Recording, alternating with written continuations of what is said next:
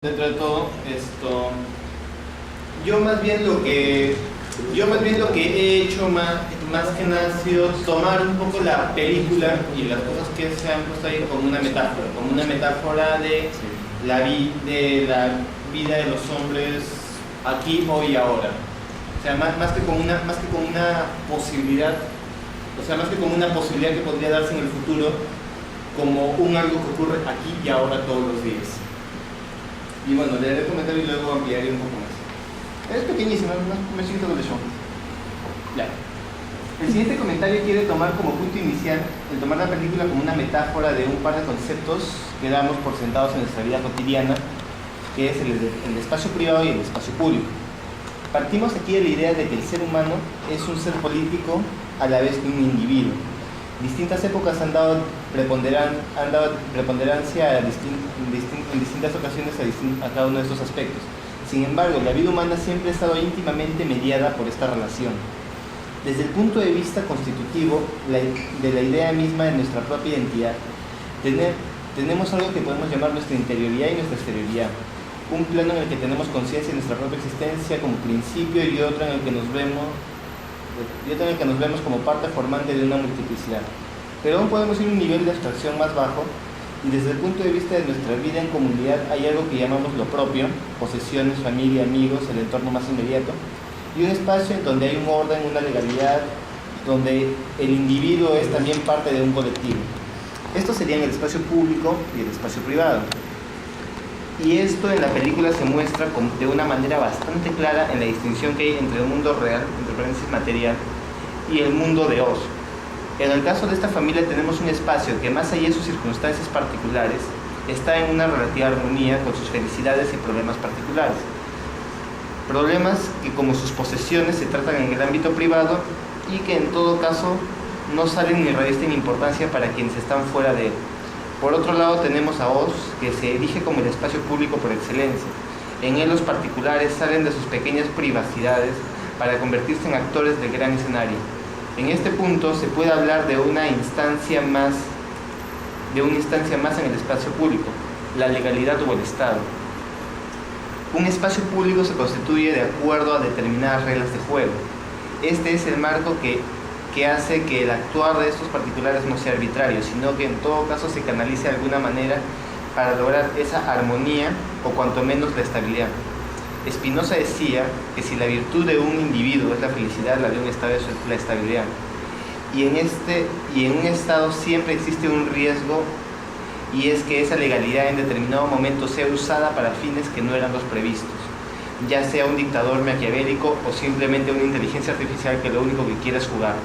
Cuando las condiciones de esa legalidad pueden ser tomadas por quien puede subvertir esa legalidad, aparece la idea que podríamos llamar responsabilidad ciudadana, y es que el espacio público y el espacio privado son ambos constituyentes del ser humano, y sobre todo el público.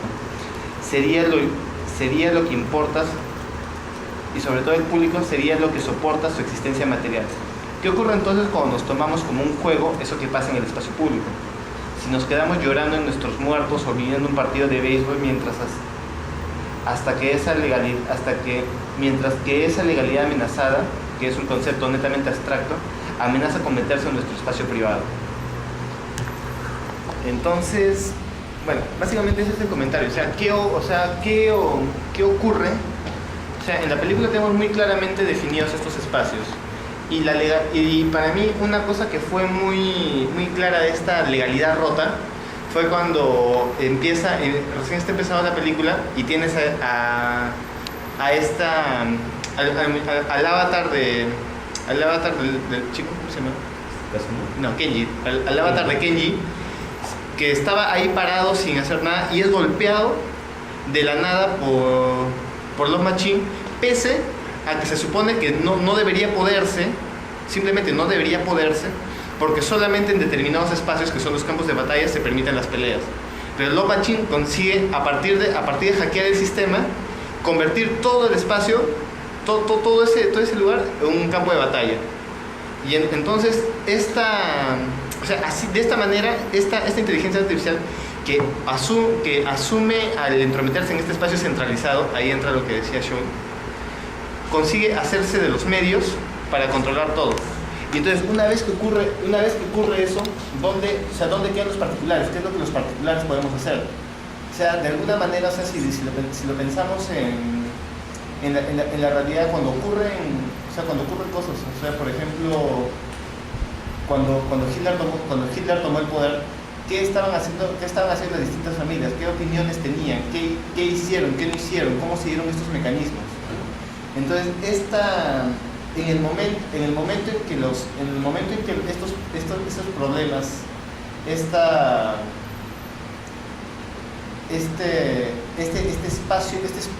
espacio público que controla los medios de producción,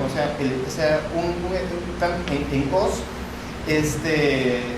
OZ controla también el agua que tomamos, los medios de producción de alimentos, controla todo. O sea, si nosotros existimos como seres humanos privados, es precisamente porque hay toda una infraestructura que nos permite llevar la vida que llevamos, que está enmarcada dentro de esta legalidad, y de la cual somos responsables en la medida en que, nosotros delegamos esas responsabilidades, como hacemos con la tecnología, pero también no tenemos que olvidarnos de que nosotros somos los que la manejamos. Estas cosas existen porque nosotros existen para nosotros, en principio, y entonces el riesgo de que se vuelvan contra nosotros está precisamente en el momento en que nosotros dejamos de controlarlo, en el momento en que estas facultades que en principio tenemos nosotros se las entregamos a alguien más. Entonces cada vez ese poder,